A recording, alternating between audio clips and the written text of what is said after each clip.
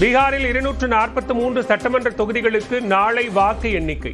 ஆளும் தேசிய ஜனநாயக கூட்டணி மகா கத்பந்தன் கூட்டணி இடையே நேரடி மோதல். பீகார் முழுவதும் இருந்து நியூஸ் 8 செய்தியாளர்கள் தரும் துல்லிய முடிவுகள். நேரலையில் இணைந்திருங்கள். காலை 7 மணி முதல்.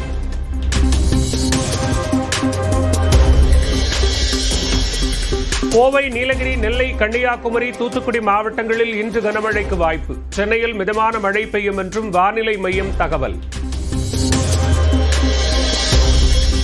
டெல்டா மாவட்டங்களில் வரும் 16ஆம் தேதி கனமழை பெய்ய வாய்ப்பு. சென்னை உள்ளிட்ட 11 மாவட்டங்களில் வரும் 17ஆம் தேதி கனமழை பெய்யும் என வானிலை மையம் தகவல்.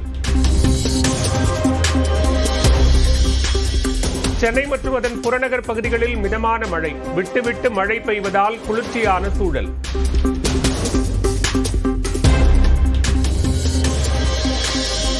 திருப்பூர் மாவட்டம் பல்லடம் அருகே PAP பாசன கால்வாயில் உடைப்பு. விளைநிலங்களுக்குள் தண்ணீர் புகுந்ததால் விவசாயிகள் கவலை.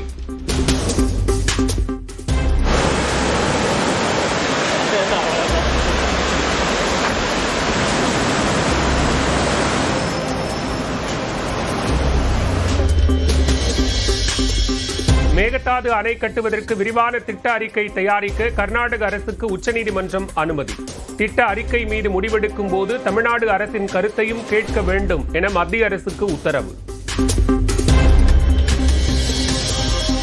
காவிரியில் உச்சநீதிமன்ற தீர்ப்பின் அடிப்படையில் நீரை திறக்காவிட்டால் காவிரி மேலாண்மை ஆணையத்தை நாடலாம். தமிழ்நாடு, புதுச்சேரி மற்றும் கேரள அரசுகளுக்கு உச்சநீதிமன்றம் அறிவுரை. மேகதாது விவகாரத்தில் உச்சநீதிமன்ற தீர்ப்பு அதிர்ச்சி அளிப்பதாக எதிர்க்கட்சித் தலைவர் எடப்பாடி பழனிசாமி வேதனை.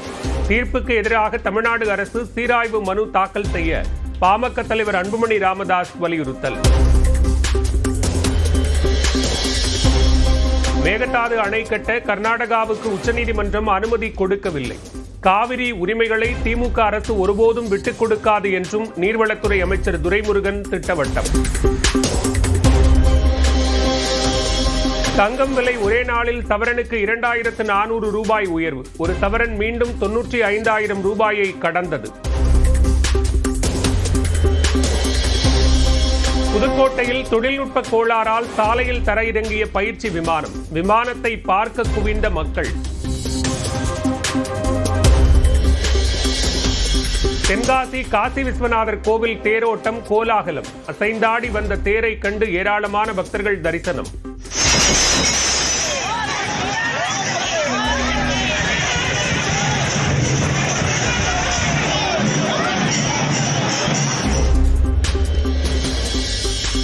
விடுபட்டவர்களில் தகுதியானோர் மகளிர் உரிமை தொகை பெற உதவ வேண்டும். திமுக நிர்வாகிகளுடனான ஆலோசனையில் முதலமைச்சர் மு க ஸ்டாலின் அறிவுறுத்தல்.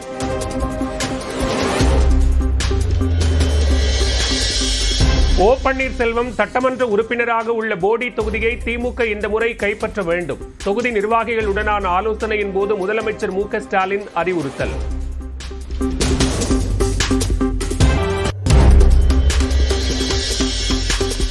கூட்டணி குறித்த அறிவிப்பு சூழ்நிலைக்கு ஏற்ப தள்ளி போக வாய்ப்பு. தேமுதிக மாவட்ட செயலாளர்கள் கூட்டத்தில் பிரேமலதா விளக்கம். அது நீங்க சொன்ன மாதிரி உங்ககிட்ட சொல்லிட்டு மாநாடு நடத்துவோம். இல்ல மாநாடு அன்னைக்கு தான் அறிவிக்க வேண்டிய ஒரு சிச்சுவேஷன் வந்தா அன்னைக்கு அறிவிப்போம். அதுல அன்னைக்கும் ஏன்னா இன்னைக்கு என்ன சிச்சுவேஷன் உங்க எல்லாருக்கும் தெரியும். வாக்காளர் பட்டியல் சிறப்பு திருத்தத்திற்கு எதிராக சென்னையில் ஆட்சியர் அலுவலகம் அருகே 16ஆம் தேதி தாவேக ஆர்ப்பாட்டம்.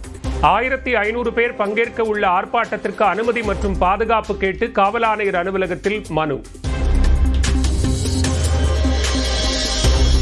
தமிழ்நாடு அரசு ஊழியர்கள் மற்றும் ஆசிரியர்களுக்கான அகவிலைப்படி 3% உயர்வு. 55% இருந்த அகவிலைப்படியை 58% உயர்த்தி முதலமைச்சர் உத்தரவு. டெல்லி குண்டுவெடிப்பு வழக்கில் தேடப்பட்டு வந்த 3வது கார் கண்டுபிடிப்பு. ஃபரிதாபாத் பல்கலைக்கழக வளாகத்தில் காரை பறிமுதல் செய்து காவல்துறை விசாரணை. ஹரியானாவின் ஃபரிதாபாத்தில் உள்ள வீட்டில் டெல்லி குண்டுவெடிப்பு சதித்திட்டம் தீட்டப்பட்டதா என விசாரணை. வெடிபொருட்களுடன் கைதான முஜாமிலின் அறையில் பலமுறை கூட்டம் நடந்ததாக தகவல். குண்டுவெடிப்பை நிகழ்த்தும் முன்பு காரில் உமர் நபி சென்ற காட்சி சிசிடிவியில் பதிவு.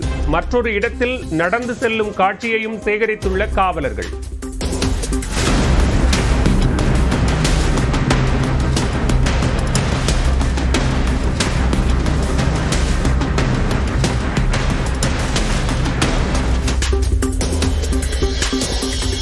நீலகிரி மாவட்டம் பந்தலூரில் வேலியில் சிக்கியிருந்த சிறுத்தை 10 மணி நேர போராட்டத்திற்கு பின் மயக்க ஊசி செலுத்தி பத்திரமாக மீட்ட வனத்துறை.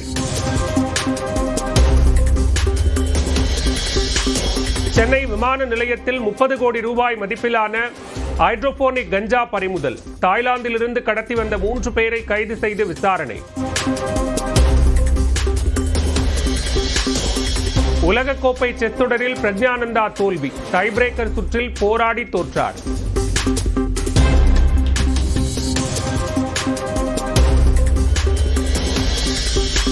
கமல் தயாரிப்பில் ரஜினி நடிக்கும் படத்திலிருந்து விலகிவிட்டேன். இயக்குனர் சுந்தர் சி அறிவிப்பு.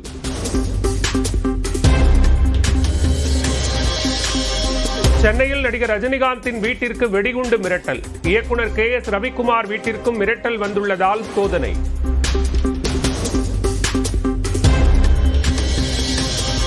பண மோசடி புகாரில் டிவி சீரியல் நடிகர் தினேஷ் மீது நெல்லையில் வழக்கு பதிவு. தன்னை வேண்டுமென்றே சிக்க வைத்திருப்பதாக விசாரணைக்கு ஆஜரான நடிகர் தினேஷ் விளக்கம்.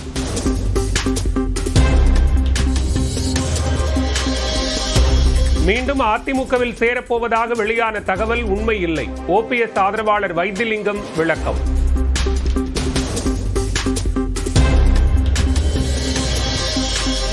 நிதி மோசடி வழக்கில் தேவநாதனின் இடைக்கால ஜாமீனை நீட்டிக்க சென்னை உயர்நீதிமன்றம் மறுப்பு. 100 கோடி ரூபாய் வைப்புத் தொகை செலுத்தாததால் காவல்துறை உடனே கைது செய்யவும் உத்தரவு.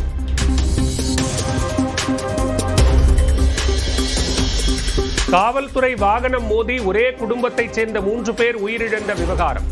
கூடுதல் இழப்பீடு கோரி மதுரை அரசு மருத்துவமனை முன்பு 2வது நாளாக உறவினர்கள் ஆர்ப்பாட்டம். உத்தரப்பிரதேசத்தில் சாலையில் சிறுவனை கடித்து குதறிய குரங்குகள். பதற வைக்கும் வீடியோ.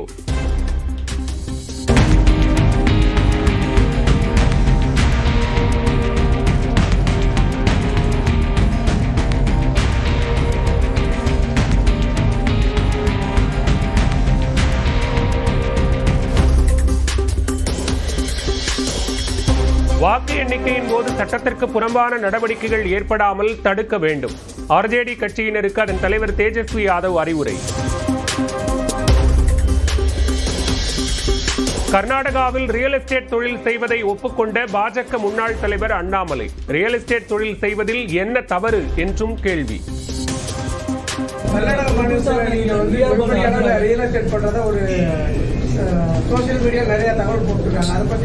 அதுல என்ன தவறுங்கண்ணா?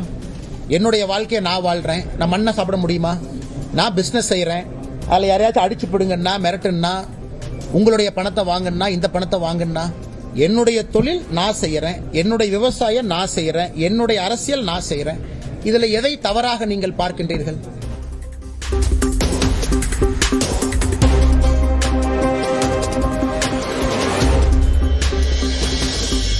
நீதிபதி மீது காலணி வீச முயன்ற ரவுடி கருக்கா வினோத். மற்றொரு வழக்கில் 10 ஆண்டு சிறை விதிக்கப்பட்டதால் ஆத்திரம்.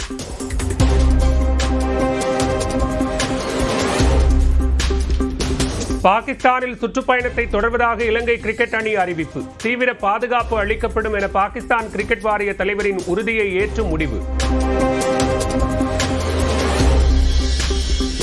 வாக்காளர் பட்டியல் சிறப்பு தீவிர திருத்தத்திற்கு எதிராக கேரள உயர்நீதிமன்றத்தில் மாநில அரசு மனு தாக்கல். உள்ளாட்சி தேர்தல் பணிகள் பாதிக்கப்படும் என கருத்து.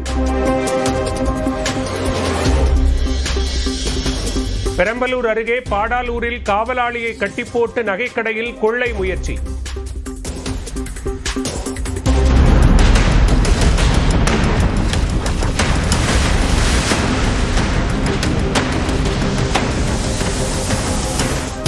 தகவல் அறிந்து உரிமையாளர் வந்ததால் திருடர்கள் ஓட்டம். கர்நாடகாவில் பந்திப்பூர் நெடுஞ்சாலையில் காய்கறிகளை ஏற்றிச் செல்லும் வாகனங்களை வழிமறிக்கும் ஒற்றை யானை. வாகனத்தை உலுக்கி தக்காளி பழங்களை எடுத்து சாப்பிட்டதால் பரபரப்பு.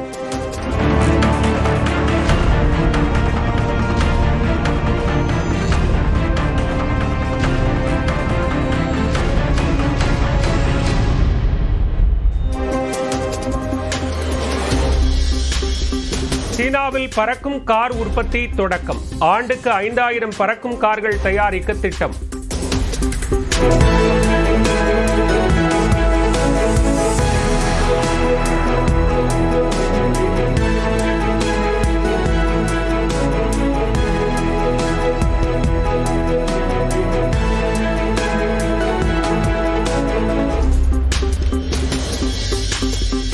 பெருவில் 650 அடி பள்ளத்தில் கவிழ்ந்த விபத்து. 37 பேர் உயிரிழந்த சோகம்.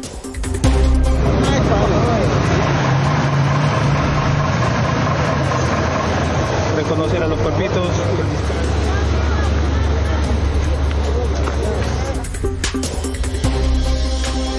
பாரிஸ் தாக்குதலின் 10வது ஆண்டு நினைவு தினம். உயிரிழந்தோருக்கு அஞ்சலி செலுத்தும் வகையில் ஒளிரூட்டப்பட்ட ஈஃபில் கோபுரம்.